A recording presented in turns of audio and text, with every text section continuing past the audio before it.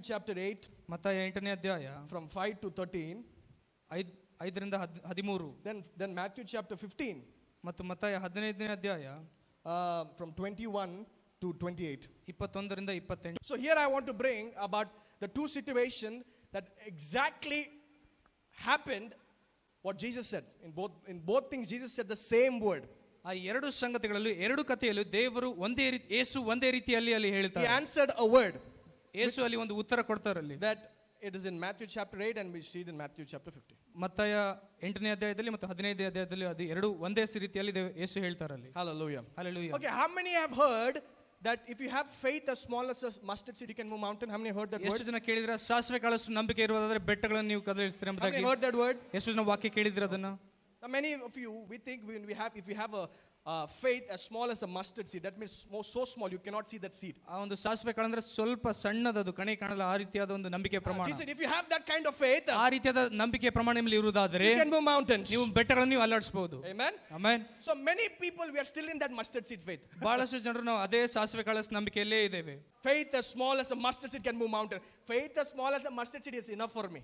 ಸಾಸಿವೆ ಕಾಳಷ್ಟು ನಂಬಿಕೆ ಇದ್ರೆ ಸಾಕು, ಬೆಟ್ಟಗಳನ್ನ ಅಲ್ಲಾಡಿಸ್ತೀರಿ ಅಂತ ಹೇಳ್ತಾರೆ. ಅಷ್ಟೇ ನಂಬಿಕೆ ಸಾಕು, ಜಾಸ್ತಿ ಬೇಡ.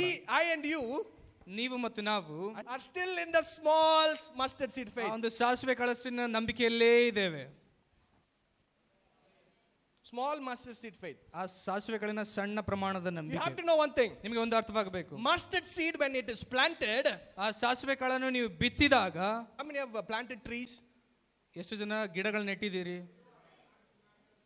Mustard seed when you plant it to the ground, ಆ ಒಂದು ಸಾಸಿವೆ ಕಾಳನ್ನು ನೀವು ನೆಲದ ಮೇಲೆ ಹಾಕುವಾಗ it is so small, ಅದು ಬಹಳಷ್ಟು ಸಣ್ಣದಾಗಿ ಇರುತ್ತೆ. but when it is planted, ಆದ್ರೆ ಅದನ್ನು ನೀವು ನೆಲದ ಮೇಲೆ ನೆಡುವಾಗ it becomes a big tree. ಅದು ದೊಡ್ಡ ಮರವಾಗಿ ಬೆಳೆದು ಬರುತ್ತದೆ. Now I read this thing I think in Google I read it.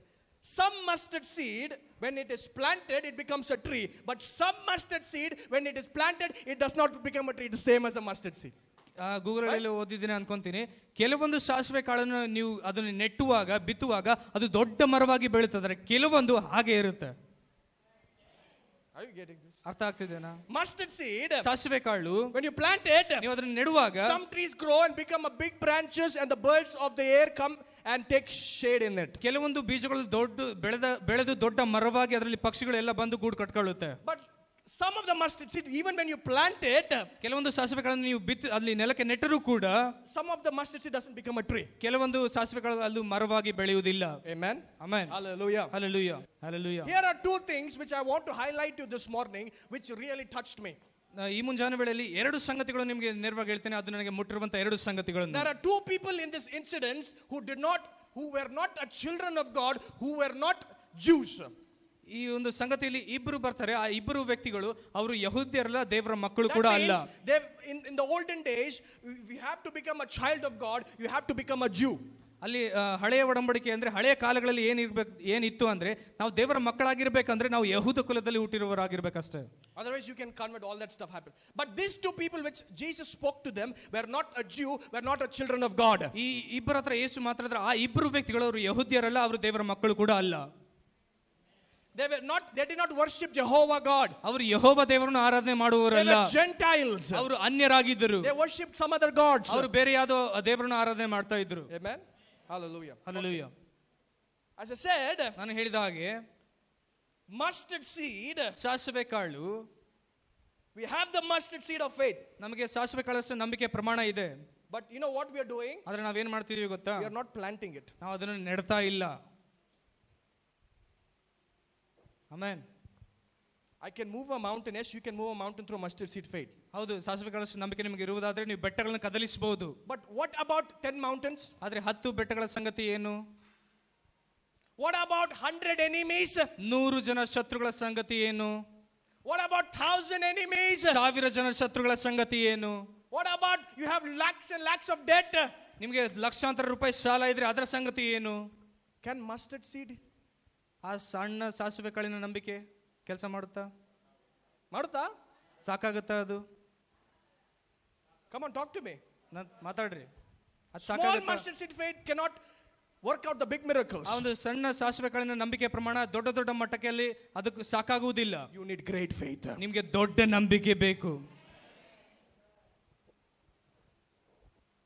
When you and I were born again, ನೀವು ಮತ್ತು ನಾವು ಮತ್ತೆ ಹುಟ್ಟಿದವರು we were given the measure of faith. Romans chapter 12, measure of faith. ರೋಮ 12ನೇ ಅಧ್ಯಾಯದಲ್ಲಿದೆ, ನಂಬಿಕೆಯ ಪ್ರಮಾಣ ಅಲ್ಲಿ ಕೊಡಲ್ಪಟ್ಟಿದೆ ಎಂಬುದಾಗಿ. Measure of faith. ನಂಬಿಕೆ ಅಳತೆಯಾಗಿ ಕೊಡಲ್ಪಟ್ಟಿದೆ. ಒಂದು ನಂಬಿಕೆ ಅಳತೆ ಕೊಡಲ್ಪಟ್ಟಿದೆ. And now ಈಗ it's left up to us ಅದು ನಮಗೆ ಬಿಟ್ಟಿದ್ದು, whether we'll grow our faith or ಆ not. ನಂಬಿಕೆಯನ್ನು ಹೆಚ್ಚು ಮಾಡ್ಕೊಂತೀವಾ ಇಲ್ವಾ ಎಂಬುದು. Okay. Once Jesus was going to a place. ಯೇಸು ಒಂದು ಸಾರಿ ಒಂದು ಸ್ಥಳಕ್ಕೆ ಹೋಗ್ತಾ ಇದ್ರು. There was a centurion. ಅಲ್ಲಿ ಒಬ್ಬ ಶತಾಧಿಪತಿ ಇದ್ದನು. Centurion means he was a person who had 100 soldiers under him. ಶತಾಧಿಪತಿ ಅಂದ್ರೆ ಅವನ ಕೈ ಕೆಳಗೆ 100 ಜನ ಸೈನಿಕರು ಕೆಲಸ ಮಾಡ್ತಾ ಇದ್ರು. ಎಷ್ಟು ಜನ? ಅವರಿಗೆ ಎಷ್ಟು ಜನ? He was the head of the 100 soldiers, means commander. That's called centurion. ಆ ಒಂದು 100 ಜನ ಸೈನಿಕರ ಮೇಲೆ ಇವನು ಮುಖ್ಯಸ್ಥನಾಗಿದ್ದನು. ಅವನಿಗೆ ಶತಾಧಿಪತಿ ಎಂಬುದಾಗಿ ಕರೀತಾರೆ. Hallelujah. Hallelujah. So this man had authority, right? ಈ ವ್ಯಕ್ತಿಗೆ ಅಧಿಕಾರ ಇತ್ತಲ್ವಾ? Did this man hear the law of the Lord, the law of Moses? ಈ ಅಧಿಕಾರವುಳ್ಳ ವ್ಯಕ್ತಿ ಮೋಶೆ ಧರ್ಮಶಾಸ್ತ್ರಗಳ ಮೋಶೆ ನಿಯಮವನ್ನು ಕೇಳ್ತಾನಾ? He has not heard it and he will never hear it. ಆತನು ಎಂದು ಕೇಳಿಲ್ಲ, ಅದನ್ನು Know the truth and the truth shall set you free. ಸತ್ಯವನ್ನು ಅರ್ಥ ಮಾಡ್ಕೊಳ್ಳಿ, ಸತ್ಯ ನಿಮಗೆ ಬಿಡುಗಡೆ ಮಾಡುತ್ತದೆ. Hallelujah. Hallelujah. Amen. Amen. So this centurion comes to Jesus. ಈ ಶತಾಧಿಪತಿ ಯೇಸು ಹತ್ರ ಬಂದ್ರು. He says, my servant is in home. ಅವನು ಹೇಳ್ತಾನೆ, ನನ್ನ ಸೇವಕನು ಮನೆಯಲ್ಲಿದ್ದಾನೆ. ಆತನು And he's terribly suffering from paralysis. ಆತನು ಪಾರ್ಶ್ವವಾಯು ರೋಗದಿಂದ ಬಹಳಷ್ಟು ನರಳಾಡ್ತಿದ್ದಾನೆ. Please come and heal him. ದಯಮಾಡಿ ಬಂದು ಆತನಿಗೆ ಸ್ವಸ್ಥಪಡಿಸು. Amen. Amen. So now Jesus, okay, a request has come. ಅಲ್ಲಿ ಯೇಸುಗೆ ಒಂದು ವಿನಂತಿ ಬಂತು. So he goes. ಸರಿ ಎಂಬುದಾಗಿ ಹೋಗ್ತಾರೆ. Bible says ಸತ್ಯವೇದ he ಹೇಳ್ತದೆ, was not even near his house. ಆತನ ಶತಾಧಿಪತಿ ಮನೆ ಹತ್ರಕ್ಕೂ ಕೂಡ ಹೋಗಿಲ್ಲ. Even some distance away. ಕೆಲವೊಂದು ಸ್ವಲ್ಪ ದೂರ ಇದೆ. The centurion said, ಶತಾಧಿಪತಿ ಹೇಳ್ತಾನೆ, Lord, ಕರ್ತನೇ, Lord, ಕರ್ತನೇ, wow, Lord, ಕರ್ತನೇ. word? ಒಂದು ಪದ ನೋಡ್ರಿ ಅಲ್ಲಿ. So Lord, ಕರ್ತನೇ. he's centurion. ಆತ ಶತಾಧಿಪತಿ, ಅವನು In ಅಧಿಕಾರಿ. the physical realm he's bigger than Jesus. ಆತನು ಶರೀರದಲ್ಲಿ ಆತನ ದೇಹದಲ್ಲಿ ನೋಡುವುದಾದ್ರೆ ಯೇಸುಗಿಂತ ದೊಡ್ಡವರು ಅವರು. But he's saying Lord. ಆದ್ರೆ ಅವನು ಹೇಳ್ತಿದ್ದಾನೆ ಕರ್ತನೇ. He could have said, hey Jesus. ಅವನು ಹೇಳ್ಬೋದಾಗಿತ್ತು ಏ ಯೇಸುವೆ ಎಂಬುದಾಗಿ. Say Lord. ಆದ್ರೆ ಅವನು ಹೇಳ್ದ ಕರ್ತನೇ ಎಂಬುದಾಗಿ. I don't deserve you to come to my house. ನನ್ನ ಮನೆಯಲ್ಲಿ ಬರುವ ಯೋಗ್ಯತೆ ನನ್ನಲ್ಲಿ ಇಲ್ಲ. How? You read that? How many read that? ಎಷ್ಟು ನಾವು ವಾಕ್ಯ ಓದಿದಿರ Many ಅದನ್ನ? times we read like that and go. ನಾವು ಸುಮ್ಮನೆ ಓದಿ ಹಂಗೆ ಮುಂದೆ ಹೋಗ್ಬಿಡ್ತೀವಿ. Hey, taste and see that the Lord is good.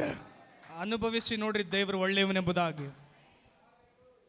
Taste and ಅನುಭವದಿಂದ say, Lord, I don't deserve you. ಆತನು ಹೇಳ್ತಾನೆ ಕರ್ತನೇ, ನೀನು ನನ್ನ ಮನೆಯಲ್ಲಿ ಬರುವ ಯೋಗ್ಯತೆ ನನಗೆ ಇಲ್ಲ ಎಂಬುದಾಗಿ. ನನಗಿಲ್ಲ. Oh, baba. Jesus said, ಯೇಸು ಹೇಳಿದ್ರು, he looked to people around him. ಅವನ ಸುತ್ತಲಿರುವ ಜನರಿಗೆ ಯೇಸು ನೋಡಿದ್ರು. He looked to the Jews. ಆತನು ಯಹೂದ್ಯರಿಗೆ He ನೋಡಿದನು. looked to the disciples. ಆತನ ಶಿಷ್ಯರಿಗೆ ನೋಡಿದನು. He looked to the people following him. ಅವನನ್ನು ಹಿಂಬಾಲಿಸುವ ಜನರನ್ನು ನೋಡಿದನು. And he looked to them and said, hey, this man has great faith. ಅವರಿಗೆ ನೋಡಿ ಹೇಳ್ತಾನೆ, ಈ ಶತಾಧಿಪತಿಗೆ ದೊಡ್ಡ ನಂಬಿಕೆ ಇದೆ ಎಂಬುದಾಗಿ. He looked to people. ಅವನು ಜನರಿಗೆ ನೋಡಿ ಹೇಳ್ತಿದ್ದಾರೆ ಯೇಸು, Hey, ನೋಡ್ರಿ, you are following me for 24 hours, 7 days a week. ವಾರದ 7 ದಿನ 24 ತಾಸು ನನ್ನ ಹಿಂಬಾಲಿಸ್ತಾನೆ ಇದ್ದೀರಿ. You don't have. ನಿಮಗೆ ನಂಬಿಕೆ ಇಲ್ಲ. This fellow doesn't follow me. ಆದ್ರೆ ಈ ವ್ಯಕ್ತಿ ನನ್ನ ಹಿಂಬಾಲಿಸಲಿಲ್ಲ. He doesn't even know who I am. ನಾನು ಯಾರು ಎಂಬುದಾಗಿ ಇವನಿಗೆ But ಗೊತ್ತಿಲ್ಲ. this man has great faith. ಆದ್ರೆ ಈ ವ್ಯಕ್ತಿಗೆ ದೊಡ್ಡ ನಂಬಿಕೆ ಇದೆ. Great faith. ದೊಡ್ಡ ನಂಬಿಕೆ. Hallelujah. Hallelujah. Great faith. ದೊಡ್ಡ ನಂಬಿಕೆ. If you had the mustard seed faith like this disciples, ಈ ಶಿಷ್ಯರ ರೀತಿಯಲ್ಲಿ ನಿಮ್ಮಲ್ಲಿ ಸಾಸಿವೆ ಕಾಳಿನ ನಂಬಿಕೆ ಇರುವುದಾದರೆ you would have been healed, but that great faith would have not been mentioned in the Bible. ಶತಾಧಿಪತಿ ಆಳು ಅಲ್ಲಿ ಸ್ವಸ್ಥನಾಗ್ತಿದ್ದ, ಆದ್ರೆ ದೊಡ್ಡ ನಂಬಿಕೆ ಎಂಬ ಪದ ಅಲ್ಲಿ ಬರ್ತಾ ಇರಲಿಲ್ಲ. Hallelujah. Hallelujah. Once Jesus goes to another place. He goes to a place called Tyre and Sidon. ಆ ಒಂದು ಸೀದೋಮ್ ಎಂಬ ಪಟ್ಟಣಕ್ಕೆ ಒಂದು ಸಾರಿ ಯೇಸು which is ಹೋಗ್ತಾನೆ. not belonging to the people of Israel. Israel ಜನರಿಗೆ ಅದು ಸಂಬಂಧಪಟ್ಟಿದ್ದಲ್ಲ. There comes a woman. ಅಲ್ಲಿ ಒಬ್ಬ ಸ್ತ್ರೀ ಬರ್ತಾಳೆ. She comes and falls at the feet of Jesus. ಯೇಸುವಿನ ಪಾದಗಳಿಗೆ ಬಂದು ಅವಳು ಬೀಳ್ತಾಳೆ. She says, Lord. ಅವಳು ಹೇಳ್ತಾಳೆ, ಕರ್ತನೇ. Lord. ಕರ್ತನೇ. Wow. My God. She says, Lord. ಅವಳು ಹೇಳ್ತಾಳೆ ಅಲ್ಲಿ, ಕರ್ತನೇ. When you learn to honor God, ದೇವರಿಗೆ ನೀವು ಸನ್ಮಾನ ಮಾಡುವುದನ್ನು ಕಲಿತಾಗ you will go somewhere in life. ನೀವು ನಿಮ್ಮ ಜೀವಿತದಲ್ಲಿ ದೊಡ್ಡ ಮಟ್ಟಕ್ಕೆ ನೀವು ತಲುಪ್ತೀರಿ. We treat God as yes, we should, Bible says we call him a friend. But that doesn't mean he's like, you can use him and you can abuse him, you can do all kind of stuff like that. ಸತ್ಯವೇದ ಹೇಳುತ್ತದೆ ದೇವರನ್ನು ಸ್ನೇಹಿತರನ್ನಾಗಿ ನೋಡ್ರಿ ಎಂಬುದಾಗಿ. ಅಂದ್ರೆ ಆ ರೀತಿಯಾಗಿ ಬಳಸಿಕೊಂಡು ಉಪಯೋಗ ಮಾಡ್ಕೊಂಡು ಬಿಡೋದಲ್ಲ. When you honor God, ನೀವು ದೇವರನ್ನು ಸನ್ಮಾನಿಸಬೇಕು. when you obey his word, ಆತನ ವಾಕ್ಯವನ್ನು ವಿಧೇಯರಾಗುವಾಗ he will make sure ನಿಮಗೆ ಒಂದು ಅಲ್ಲಿ ಖಚಿತವಾಗಿ ದೊರಕುತ್ತದೆ. that miracle will come to your doorstep. ನಿಮ್ಮ ಮನೆ ಎದುರುಗಡೆ, ಬಾಗಿಲ ಎದುರುಗಡೆ ಅದ್ಭುತಗಳು ಬಂದು ನಿಂತ್ಕೊಳ್ಳುವುದು. She comes and says, Lord, ಅವಳು ಬಂದು ಹೇಳ್ತಾಳೆ, ಕರ್ತನೇ, my daughter, ನನ್ನ ಮಗಳು, she is demon possessed, ಅವಳು ದೆವ್ವದ ಕಾರಣದಿಂದ ಒಳಗಾಗಿದ್ದಾಳೆ, please come and heal her. ದಯಮಾಡಿ ಬಂದು ಅವಳಿಗೆ ಸ್ವಸ್ಥತೆ ಮಾಡು. Jesus Yesu did not even say a word. ಅಲ್ಲಿ ಒಂದು ಮಾತು ಕೂಡ ಹೇಳಲಿಲ್ಲ, ಸುಮ್ಮನೆ ಹಿಂಗೆ ಹೋಗ್ತಿದ್ದಾರೆ. He did not even say, I will not come. ಯೇಸು ಅಲ್ಲಿ ಹೇಳಿಲ್ಲ, ನಾನು ಬರಲ್ಲ, ಹೋಗು ಅಂದ. ಕಿವಿನೇ ಕೊಟ್ಟಿಲ್ಲ, ಆ ಮಾತಿಗೆ ಕಿವಿನೇ ಕೊಟ್ಟಿಲ್ಲ ಯೇಸು. ಸುಮ್ಮನೆ ಕೇಳಿಸ್ಕೊಳ್ದೆ ಹೋಗ್ತಾನೆ ಇರ್ತಾರೆ ಅಲ್ಲಿ. Again she comes, ಮತ್ತೆ ಅವಳು ಬರ್ತಾಳೆ, she again holds the feet of Jesus, ಮತ್ತೆ ಯೇಸುವಿನ ಪಾದಗಳನ್ನು ಇಟ್ಕೊಂತಾಳೆ. please Lord, ಅವಳು ಹೇಳ್ತಾಳೆ, ದಯಮಾಡಿ ಕರ್ತನೇ. he doesn't even care.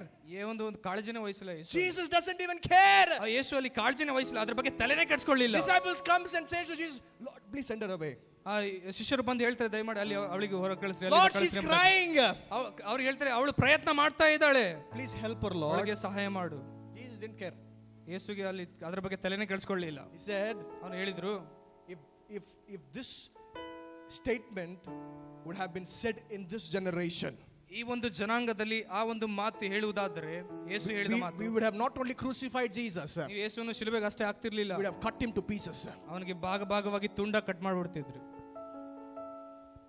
If Jesus would have been in this generation and said this word, ಯೇಸು ಈ ಒಂದು ಜನಾಂಗದಲ್ಲಿ, ಈ ಒಂದು ಸಂತತಿಯಲ್ಲಿ ಇದ್ದು ಆ ಒಂದು ಮಾತನ್ನು ಹೇಳಿದಾದಿದ್ರೆ, we would have not only crucified him, ಆತನಿಗೆ ಶಿಲುಬೆಗೆ ಅಷ್ಟೇ ಆಗ್ತಾ ಇರಲಿಲ್ಲ, we would have cut him to pieces. ದೇವನ ಅದು ಪಾಟ್ ಆಗಿ ಕಟ್ ಮಾಡಿ ಬಿಸಾಕ್ತಿದ್ವಿ. That's who we are. ನಾವು ನೀವು ಆ ರೀತಿಯಾಗಿ ಇದ್ದೇವೆ. We have lost the love of God. ದೇವರ ಪ್ರೀತಿಯನ್ನು ಕಳ್ಕೊಂಡ್ಬಿಟ್ಟಿದ್ದೇವೆ. We have lost the desire in God. ದೇವರ ಮೇಲಿರುವಂತಹ ಹಸಿವೆಯನ್ನು ಕಳ್ಕೊಂಡ್ಬಿಟ್ಟಿದ್ದೇವೆ. We have lost seeking his word. ಆತನ ವಾಕ್ಯವನ್ನು ಹುಡುಕುವುದನ್ನು ಕಳ್ಕೊಂಡಿದ್ದೇವೆ. We have lost everything. ಎಲ್ಲವನ್ನೂ ಕೂಡ ಕಳ್ಕೊಂಡಿದ್ದೇವೆ. We only want something from him. ಆತನಿಂದ ಏನೋ ಬೇಕೆಂದಾಗ ಅಷ್ಟೇ ಅಪೇಕ್ಷೆ ಪಡ್ತೇವೆ. Are you getting this?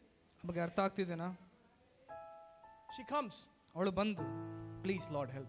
ಅವಳು ಹೇಳ್ತಾಳೆ, ದಯಮಾಡಿ ಸಹಾಯ ಮಾಡು. Jesus said this word. ಯೇಸು ಈ ಮಾತನ್ನು ಹೇಳಿದನು. He says, ಆತನು ಹೇಳಿದನು, you cannot take the children's bread and give it to their dogs. ಮಕ್ಕಳ ಆಹಾರವನ್ನು ನಾಯಿಗಳಿಗೆ ಕೊಡುವುದಕ್ಕೆ ನಾನು ಬಂದಿಲ್ಲ ಅಂತ ಹೇಳ್ತಾರಲ್ಲಿ. Put that word. ಆ ವಾಕ್ಯ ಹಾಕ್ರಿ. He said, ಆತನು ಹೇಳ್ತಾನೆ, it's not right to take the children's bread and toss it to their dogs. ಮಕ್ಕಳು ತಿನ್ನುವ ರೊಟ್ಟಿಯನ್ನು ತೆಗೆದುಕೊಂಡು ನಾಯಿ ಮರಿಗೆ ಹಾಕುವುದು ಸರಿಯಲ್ಲ ಎಂಬುದಾಗಿ ಹೇಳ್ತಾನೆ ಅವನು. As I said, ಹೇಳಿದ ಹಾಗೆ Jesus would have said it in this generation. ಈ ಮಾತನ್ನು ಯೇಸು ನಮ್ಮ ಸಂತತಿಗೆ ಹೇಳಿದ್ದಾದರೆ, would have come and been in this generation, ಈ ಒಂದು ಸಂತತಿಯಲ್ಲಿ, ಈ ಒಂದು ಜನಾಂಗದಲ್ಲಿ ಆತನು ಬಂದು ಈ ಮಾತನ್ನು ಹೇಳಿದ್ದಾದರೆ, we would have not only crucified him, ಆತನಿಗೆ ಶಿಲುಬೆಗೆ ಅಷ್ಟೇ ಆಗ್ತಾ ಇರಲಿಲ್ಲ, we would have cut him to pieces. ಆತನಿಗೆ ಭಾಗವಾಗಿ ಕಟ್ ಮಾಡಿ ಬಿಸಾಕ್ತಿದ್ವಿ. We are so bad. ನಾವು ಬಹಳಷ್ಟು ಕೆಟ್ಟವರಾಗಿದ್ದೇವೆ, right? ಹೌದಾ ಇಲ್ಲ? See her reply, verse 27. See that woman's reply. ಅವಳು ಒಂದು ಅಲ್ಲಿ ಏನು ಉತ್ತರ ಕೊಡ್ತಾಳೆ ನೋಡ್ಲಿ. ಅವಳು ಬಹಳ ಚೆನ್ನಾಗಿ ಹೇಳ್ತಾರೆ ರಿಪ್ಲೈ. ಅವಳು, somebody read that? ಯಾರಾದ್ರೂ ಓದಿ ಅದನ್ನು. ಆಗ ಆಕೆಯು, ಕರ್ತನೇ, ಅದು ನಿಜವೇ, ಆದರೂ ನಾಯಿಗಳು ತಮ್ಮ ಯಜಮಾನರ ಮೇಜಿನಿಂದ ಬೀಳುವ ರೊಟ್ಟಿಯ ತುಂಡುಗಳನ್ನು ತಿನ್ನುತ್ತಾವಲ್ಲ. Come on, give big clap to Jesus. ಯೇಸುವಿಗೆ ದೊಡ್ಡ ಚಪ್ಪಾಳೆಯನ್ನು ತಟ್ಟಿರು. She said, ಅವಳು ಹೇಳ್ತಿದ್ದಾಳೆ ಅಲ್ಲಿ, yes Lord. Again the word Lord comes. ಮತ್ತೆ ಅಲ್ಲಿ ಕರ್ತನೆ ಎಂಬುದಾಗಿ ಹೇಳ್ತಾಳೆ ಅವಳು. You're not getting this. ನಿಮಗೆ ಅರ್ಥ ಆಗ್ತಿಲ್ಲ. Pastor says correction to you. When pastor corrects you, why he wants to correct me? ಸಭಾಪಾಲಕರು ನಿಮ್ಮನ್ನು ತಿದ್ದಿಸುವಾಗ ನೀವು ಹೇಳ್ತೀರಿ, ಅವ್ರು ಹೆಂಗ್ ನನಗೆ ತಿದ್ದಿಸ್ತಾರೆ, ಹೇಗೆ ಬುದ್ಧಿ ಮಾತು ಹೇಳ್ತಾರೆ ಅವರು, who is he? ಅವನು ಯಾರು? That's our reply. ಅದು ನಮ್ಮ ಉತ್ತರ ಆಗಿರುತ್ತದೆ. That's our reply. ಅದೇ ನಮ್ಮ ಉತ್ತರವಾಗಿರುತ್ತದೆ. When you know who your God is, ನಿಮ್ಮ ದೇವರು ಯಾರು ಎಂಬುದನ್ನು ನಿಮಗೆ ಗೊತ್ತಾಗುವಾಗ, when you know who your pastor is, ನಿಮ್ಮ ಸಭಾಪಾಲಕರು ಯಾರು ಎಂಬುದನ್ನು ನಿಮಗೆ you ಗೊತ್ತಾಗುವಾಗ, will never dishonor, but you will continue to honor them. ನೀವು ಅವರಿಗೆ ಎಂದಿಗೂ ಅಗೌರವ ಪಡಿಸುವುದಿಲ್ಲ, ನೀವು ಗೌರವ ಪಡಿಸ್ತಾನೆ ಇರ್ತೀರಿ. Somebody shout amen in this place. Amen ಎಂಬುದಾಗಿ ಕೂಗ್ರಿ.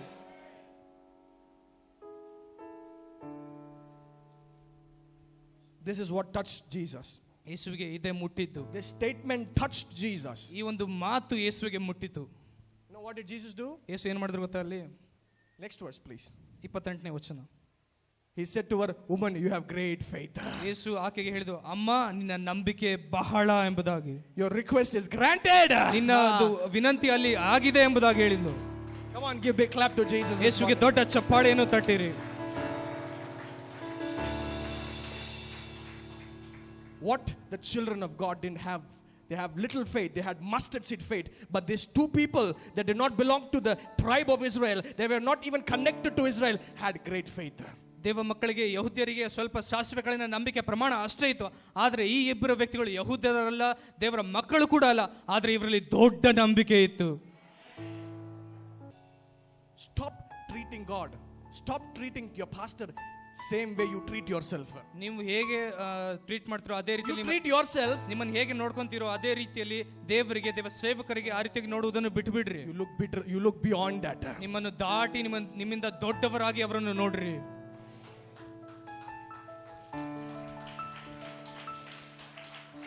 Hallelujah. Hallelujah.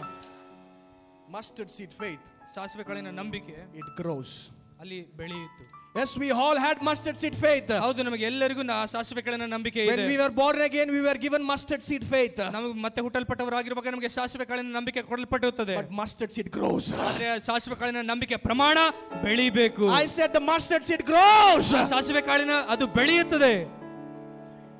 Today, some of you, ಈ ದಿನ ನಿಮ್ಮಲ್ಲಿ ಕೆಲವರು you may have mustard seed faith. ಸಾಸಿವೆ ಕಾಳಿನ ನಂಬಿಕೆ And you're ಇರಬಹುದು. thinking, ನೀವು ಈ ರೀತಿಯಾಗಿ ಯೋಚನೆ can ಮಾಡ್ತೀರಾ, I go to great faith? ದೊಡ್ಡ ನಂಬಿಕೆ ನಾನು ಹೋಗೋದಕ್ಕಾಗುತ್ತಾ? Yes, you can go. ಹೌದು, ನೀವು ಹೋಗ್ಬೋದು. Why? ಹೇಗೆ? Mustard seed grows. ಆ ಸಾಸಿವೆ ಕಾಳು ಬೆಳೆಯುತ್ತದೆ. Hallelujah. Hallelujah. Somebody say, from mustard seed faith to great faith. ಯಾರಾದ್ರೂ ಹೇಳ್ರಿ, ಸಾಸಿವೆ ಕಾಳಿನ ನಂಬಿಕೆಯಿಂದ ದೊಡ್ಡ ನಂಬಿಕೆ. Come on, say it. From mustard seed faith to great ಆ faith. ಸಾಸಿವೆ ಕಾಳಿನ ನಂಬಿಕೆಯಿಂದ ದೊಡ್ಡ ನಂಬಿಕೆ. Hallelujah. Hallelujah. Somebody shout amen. Amen.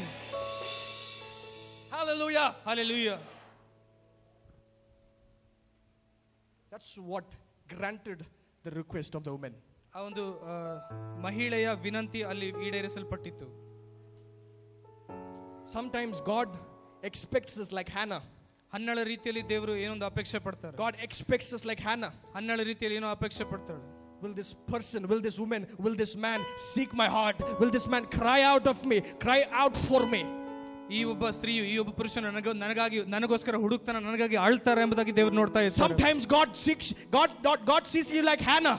ಕೆಲವೊಂದು ಸಾರಿ ದೇವರನ್ನು ಹನ್ನಳ ರೀತಿಯಲ್ಲಿ ನೋಡ್ಬೇಕಂತ ಬಯಸ್ತಾರೆ. Will this man's or woman's faith be a mustard seed faith, or no, he will desire a great faith? ಈ ವ್ಯಕ್ತಿಯ ಅಥವಾ ಈ ಸ್ತ್ರೀಯ ನಂಬಿಕೆ ಅದು ಸಾಸಿವೆ ಕಾಳಿನ ನಂಬಿಕೆ ಇದೆಯಾ ಅಥವಾ ದೊಡ್ಡ ನಂಬಿಕೆಗೆ ಆಸೆ ಪಡ್ತಾ ಇದ್ದಾರೆ ಎಂಬುದಾಗಿ. Sometimes God tests your heart. ಕೆಲವೊಂದು ಸಾರಿ ದೇವರು ನಿಮ್ಮ ಹೃದಯವನ್ನು ಪರೀಕ್ಷೆ ಮಾಡ್ತಾರೆ. He tests not only in prayer. ನಿಮ್ಮ ಪ್ರಾರ್ಥನೆಯಲ್ಲಿ ಅಷ್ಟೇ ಪರೀಕ್ಷೆ He ಮಾಡುವುದಿಲ್ಲ. tests not only in giving. ಕೊಡುವುದರಲ್ಲಿ ಅಷ್ಟೇ ಪರೀಕ್ಷೆ ಮಾಡುವುದಿಲ್ಲ. But he wants our faith to grow. ನಮ್ಮ ನಂಬಿಕೆ ಕೂಡ ಬೆಳಿಬೇಕೆಂಬುದಾಗಿ ಆತನು ಬಯಸ್ತಾನೆ. Hallelujah. Hallelujah. Amen. Amen.